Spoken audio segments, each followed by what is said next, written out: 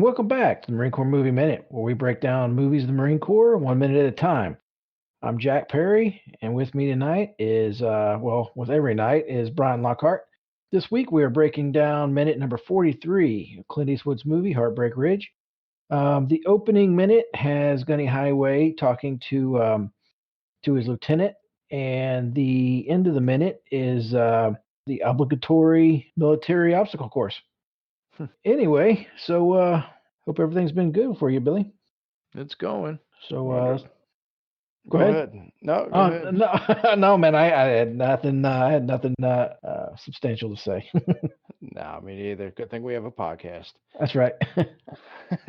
Well, we pick back up on minute 43 because minute 42 ended with Gunny speaking with Lieutenant Ring. Previously Gunny asked if he could freelance the men, and there was nothing on the training schedule, so he said he could, and he said, "Oh, I could join you," and Gunny deflected and said, "No, sure you're busy." Of course, this is when our minute picks up when he said, "Yeah, actually, yeah, he's quite busy because he's preparing a paper on tactics and strategy for the War Club seminar next week." And he's like, "Fascinating stuff." But when he does that, he picks up a thumbtack. He's kind of giddy explaining to Gunny what he's working on, Yeah.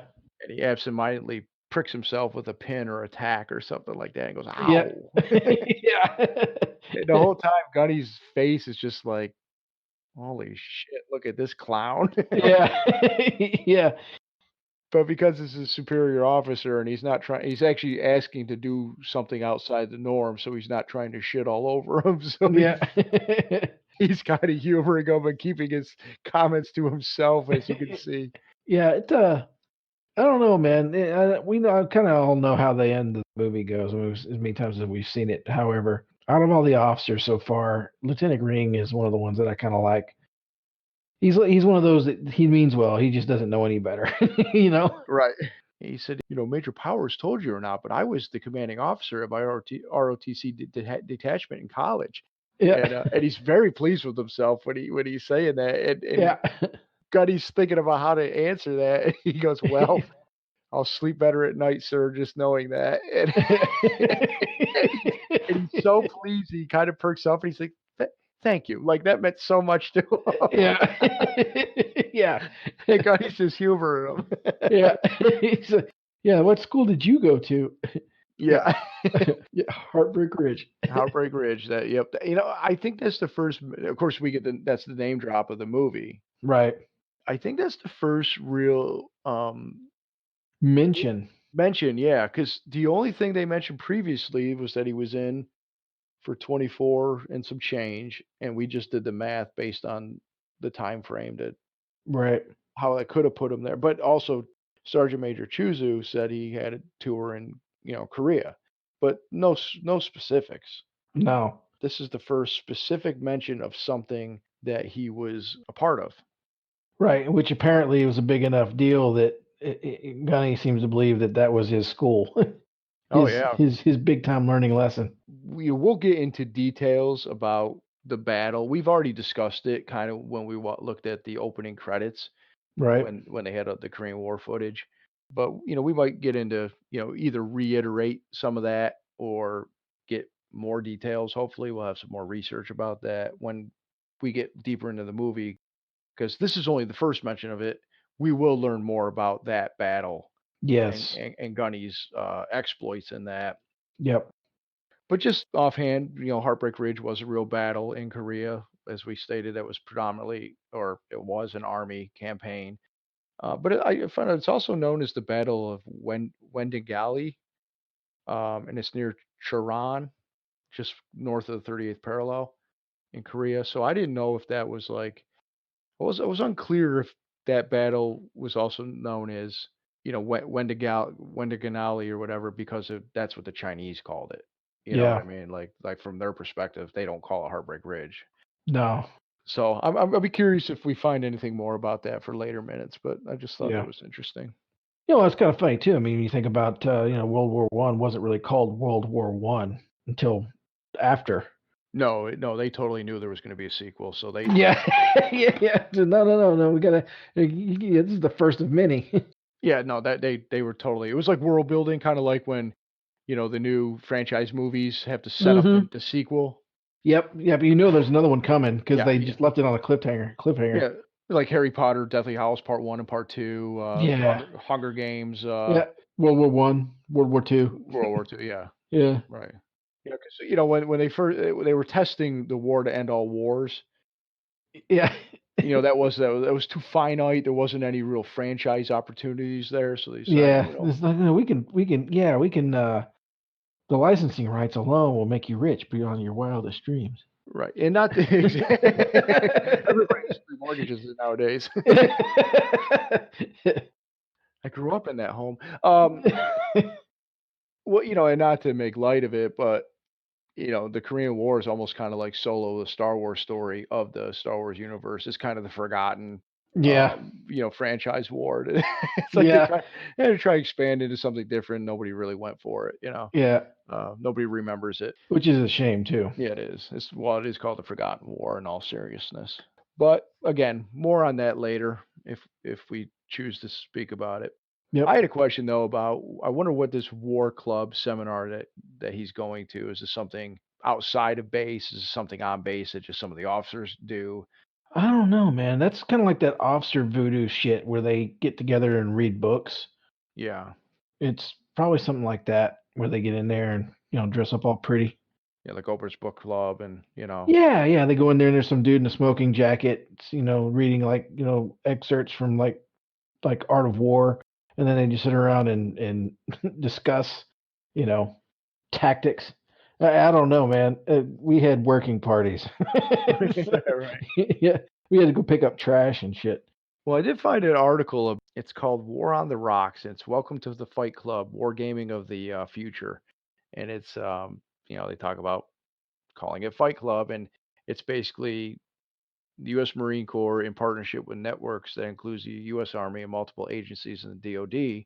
They've created a place where top officers go to fight each other and not physically. That would Because be awesome. exactly, that would be great. And test how emerging technologies alter warfighting. There are winners or losers, and most importantly, this initiative, dubbed Fight Club, allows participants to talk openly, improvise. It doesn't say adapt and overcome, but Hmm. improvise, identify new concepts and capabilities, requirements, and hone their operational judgment. So there is like this. I mean, obviously, there is a big push to do war games, basically, and I mean, obviously, I think something that they're referring to is on a much smaller scale. Yeah, It's kind of hard to go, what do you think Lieutenant Ring meant in this, and then Google it. So, this is something I yeah. came across from just last year, and I just thought it was interesting, so I just figured I'd mention it. Well, that's kind of interesting too. That when you think about, like I imagine some of that could probably be like taking off the shelf components and then building weapons out of them and then countering. Like, how would you counter somebody doing this? Like making a little drone, an explosive device, Yeah. and then try to counter all of that with, like the same kind of logic. Like, how would you put this together? Like, you're not gonna be able to stop it. So how would you counter it, or how would you deal with it in theater?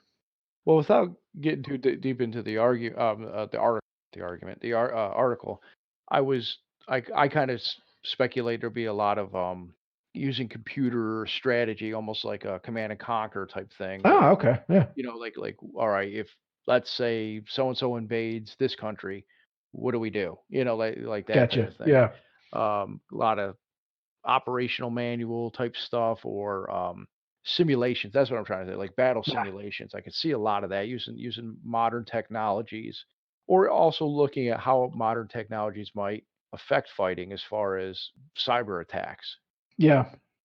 just or Oh, taking out infrastructure, but in a technological way and not in a bombing type of way. Stuff yeah, like that. yeah.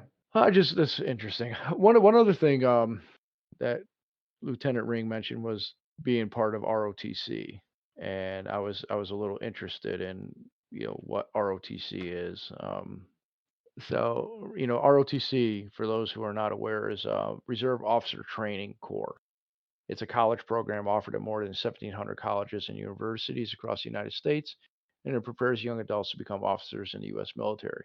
In exchange for paid college education and a guaranteed post-college career, participants or cadets commit to serve in the military after graduation. Each service branch has its own version of ROTC. The Marines are kind of attached to the Navy, being a department of the Navy, so Yeah. they have their own ROTC, but it kind of falls under the naval ROTC. I think the Marines are limited even to 36, I think it said. Oh, okay. Yeah, Well, a much smaller organization too. correct. Yeah, it's definitely 36. So, it basically just said aspiring Marine Corps officers can also participate in Navy ROTC. The ROTC academic curriculum for a Marine Corps options student requires class in national security policy and the history of American military affairs in addition to the regular academic requirements for the student's degree. So they just do things a little bit different, I guess. Yeah. And I was just, a little curious about the Marines. You must be a U.S. citizen, 17 years old, but you can't be older than 23. You have to meet all the Marine Corps physical requirements and obtain a basic SAT combined score of 1,000 or 22 composite score on the ACT. And then recipients of the scholarship will be able to fully experience everything college. Blah, blah, blah, blah, blah. What we challenge you to earn: tuition to one of the approved NROTC colleges and universities in 36 states. So yeah, for the Marine Corps options, narrowed down to 36. Spend your first 2 summers learning about Navy and the United States Marine Corps, and the privilege to spend your third summer attending Officer Candidate School in Quantico, Virginia. It sounds like well, Sounds like fun. It's boot camp, yeah, motherfucker. right. It's officer boot camp. Yeah, you're going. You're. Oh, oh shit. Yeah. Oh yeah. I mean, this sounds like fun. Like this is like what are those European study over abroad trips? No, not really. What do you go about, like a 10 to 12 week program where I get come Yeah. out of lean mean? Fight machine. Yeah. No, you're gonna get yelled at by some fucking pissed off staff NCO. This is just funny about this because I looked. It was under like Marines.com or whatever, and it was like almost like a recruiting option. So it Yeah. sounds like this does sound like a brochure you would send your kid to college. Yeah. Oh, well, look, we got all the Yeah. opportunities here, and Yeah. They're gonna pay for your school. Yeah.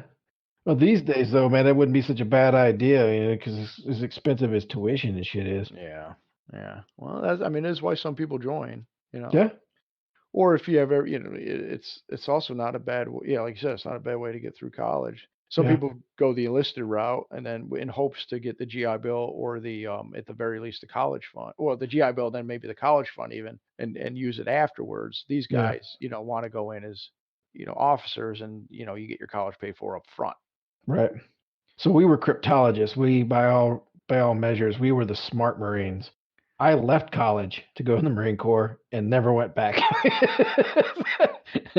Crayon eater the whole way. Yeah, I saw some stat one time that they said that like in order to get to do the job that we did, our ASVAB score was like higher than like at least 90%, if not higher than your average Marine. And I was like, holy shit! You look at what dummies that are we work with, Yeah, no. including us.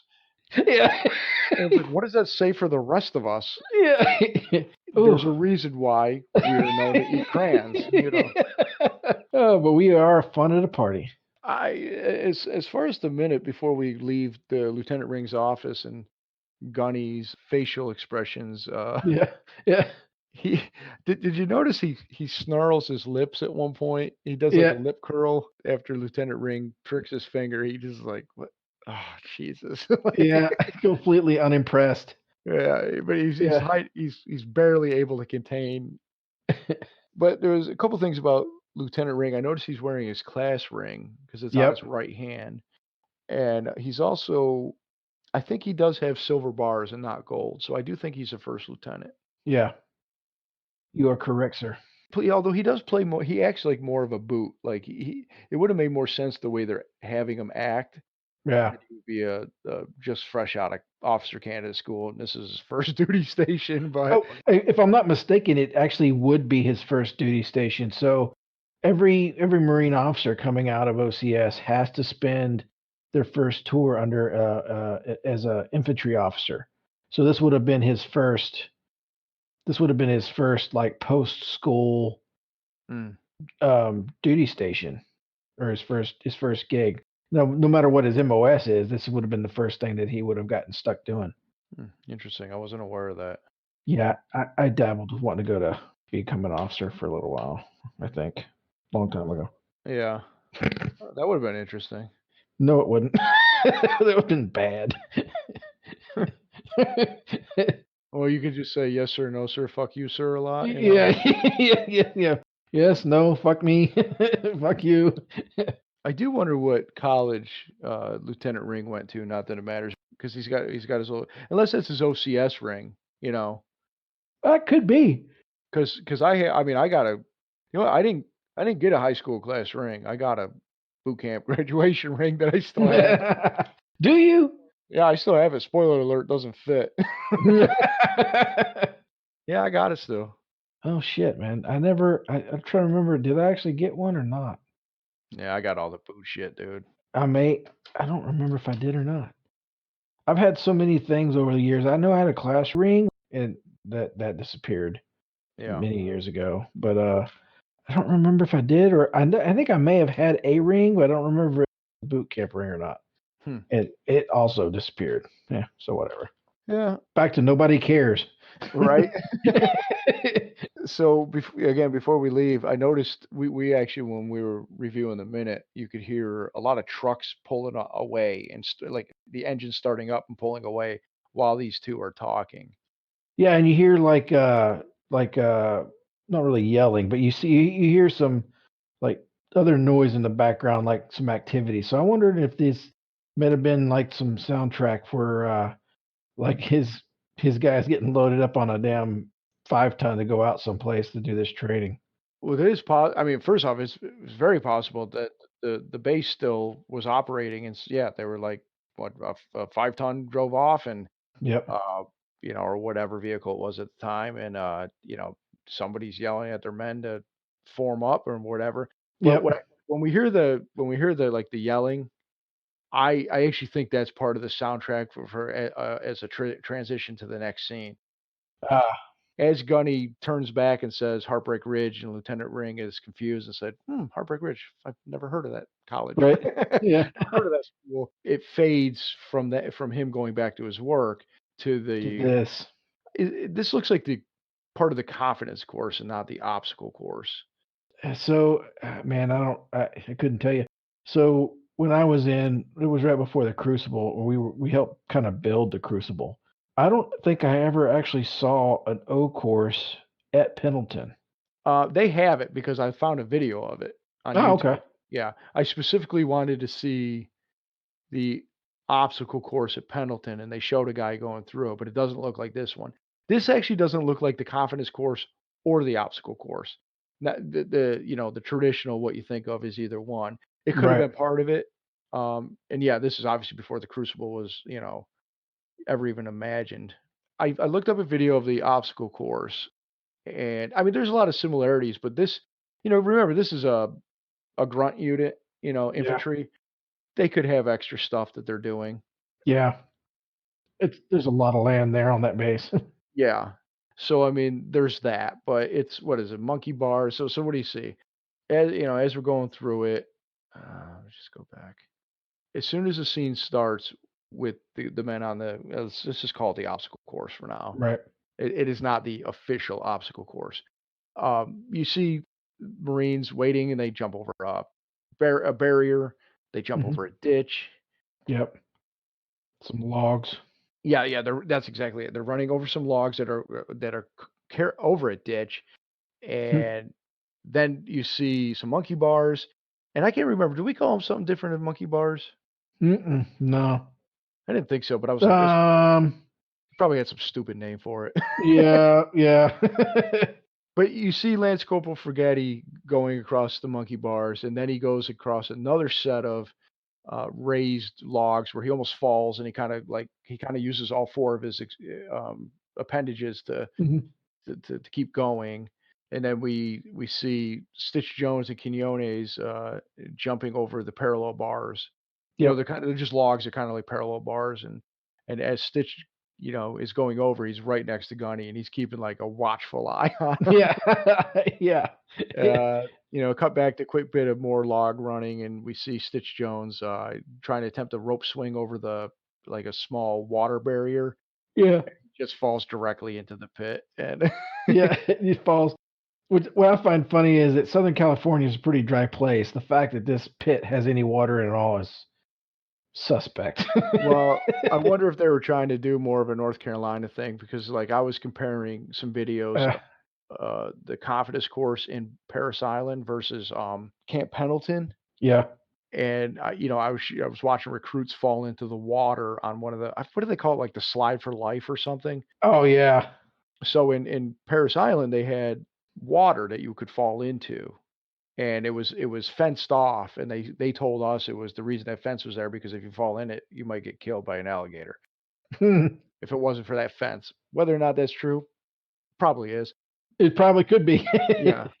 So, but then I was watching a video of showing how the recruits would do the confidence course, Slide for Life in Pendleton, and there was no water anywhere. They had a rope safety net underneath, you know, Ah. and they showed one of the DIs how the correct way to fall if you were going to fall. So yeah, I mean this could be a little bit of business, but when Stitch lands in the water, he literally Lazy. lays there. Yeah. Yeah. And he goes in and pulls him up and just by his coattail there, his collar, just walks him out. Get your ass out of this water. Now you made a comment offline about their haircuts being long still. Yeah. Yeah. Stitch didn't look like he got his hair cut like he was supposed to. Actually, none of them really do look like they got their actual haircut. Not during this scene, anyway. That's correct. I was going to note that. That was one of my notes and questions for you is do you think this is the same day from last minute when it was 5 p.m. at night, but it was supposed to be like 9 a.m.? Ooh, yeah, that's very interesting. That is a very good question. It sounds like this might actually be the same day. Yeah, because I mean, the timeline could work. He had them fall out in the morning. Right. He ran them. Who Yep. knows what I mean, clearly they must have come back because they were in PT gear then. They come Yeah. back, they get he tells them to get changed, go to chow, whatever. Who Right. knows, And then he went to Lieutenant Ring and asked to freelance them and cut to this is what they're doing for the day. Now they're in camp, and they're camis. Yeah. So it could be the same day because they all have the long haircut still. Yep. One of the things that I'm noticing too, and I'm not sure if it's because they're doing the O courses, Hmm. but yeah, they're doing it all in camis, which is cool. We did ours in camis. I don't remember if we wore our blouses or not. But you notice how they're going between sleeves up and sleeves down? Like that's kind of a no-no. Um, I wonder if it's because of this. I don't see anybody with sleeves up. No, but they're all sleeves up in Lieutenant Ring's office. Ah, that's a good point. That's a good point. Now, there has been times like when you go to the what is that place called? The gas chamber? The gas chamber where you keep your sleeves down, even though it's Yeah. sleeves up to yeah, you know what? That's a good catch from one scene to the next. My guess is that's just a continuity error. They're outside. It might have even been a little cold. And so Yeah. this is what the uniforms were at the time. But yeah, everybody because Sergeant Major Chuzu and Major Powers both had their sleeves rolled up in the later scenes. Yeah, which is usually done Earlier. during the summer months. Yep. And actually that's another thing. We know this is July. I'm guessing they just made a choice. I don't remember when they filmed this. It could have been early in the year. Yeah. It was just like, all right, this is sleeves down time, so all the Marines in the background running through it have sleeves down. Yeah. But for movie purposes, it's sleeves up. Who knows? Yeah. The other thing is when we did a lot of the confidence course, I don't really recall ever wearing your cami blouse. Usually you took your blouse off and just Yep. had I don't recall having a cover. No cover and usually no blouse. Now, Yeah. again, if this is a colder time of the year, they might have had them keep it on. Or sweatshirts. Do you have much else for this minute? No, no, and no, I think we beat this one to death. Because really the end of the confidence course is Pretty much the end really of the minute. Yeah. yeah, because going into the next minute, it's not even half a second we see it. So it's basically this minute ends and we start a new scene next minute. Cool. What college did you go to, Perry? Texas State Technical Institute for Graphic Arts. Funny, I'd never heard of that college. Neither did most people. Huh. Dick. I should have known where you were going with this. Somebody wasn't paying attention. All right. Well, let's have everybody come back for minute 44 on Wednesday.